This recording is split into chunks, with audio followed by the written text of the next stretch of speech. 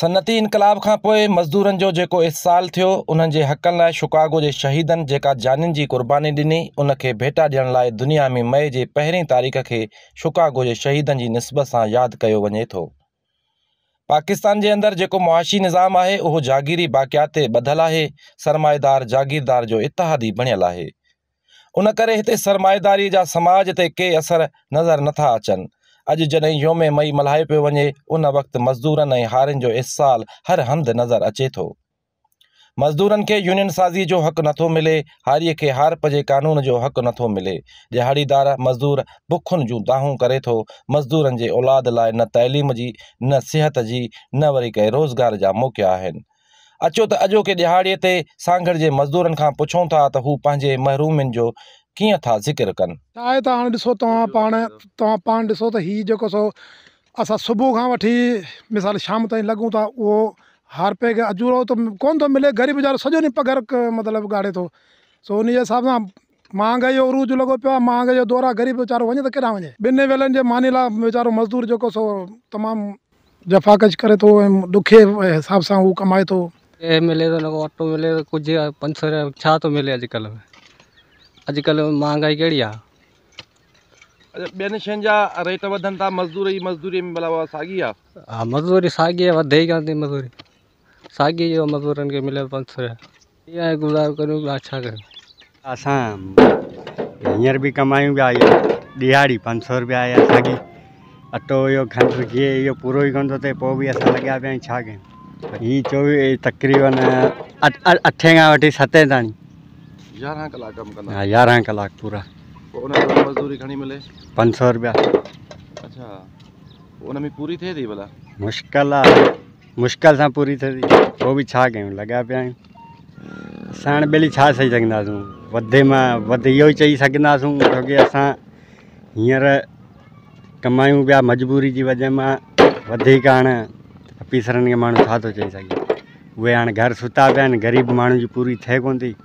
वो तो बेचारो छुट्टी के ॾींहं ते भी कम करे पियो, हाणे छा करे। और नहीं कमाएंगे तो खाएंगे किधर से। महंगाई इतनी लगी पड़ी है कि एक दिन भी हम छुट्टी नहीं कर सकते हैं, क्योंकि जो लेके जाते हैं शाम को 1800 रुपये। आटा लिया, चीनी ली, पत्ती ली, दूध लिया, फिर भी पूरा नहीं होता है। अच्छा, हुकूमत की तरफ से या इंतजामिया की तरफ से मजदूर को कोई रिलीफ मिलता है? कुछ भी नहीं मिलता साईं। ऐसे ही जो भी चंगा मुर्स बनता है वो अपने ही घर भरता है, मजदूर को तो कुछ भी नहीं देता है।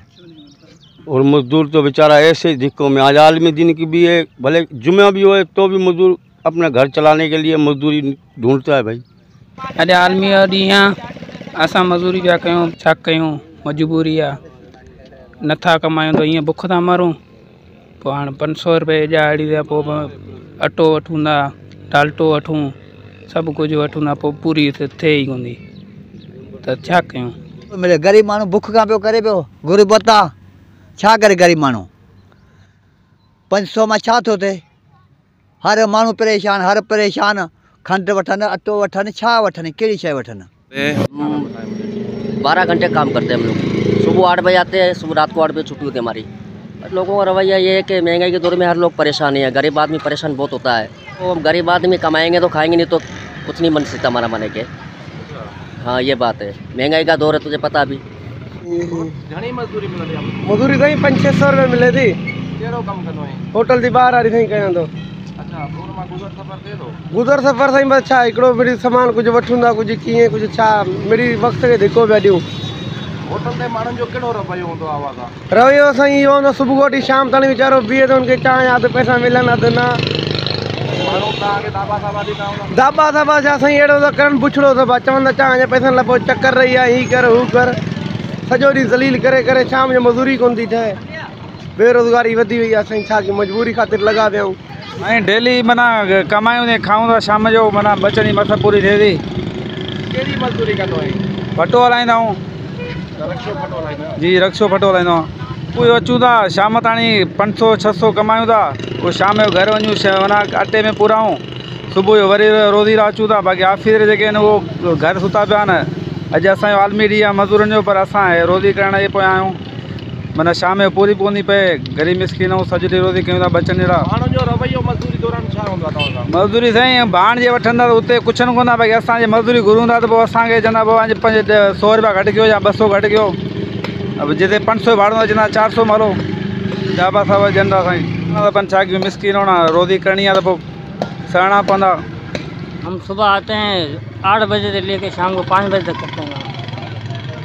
8 से लेकर 5 बजे तक। अच्छा, कितनी मजदूरी कमा लेते हैं? ये 700-800। तो उसमें से हो जाती है पूरी?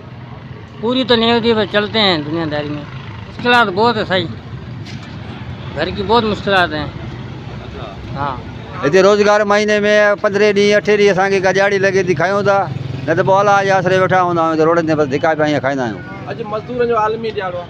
आलमी ॾियारो आहे त भई हिते का रौनक कोन्हे, मज़दूरी को नालो ई न आहे।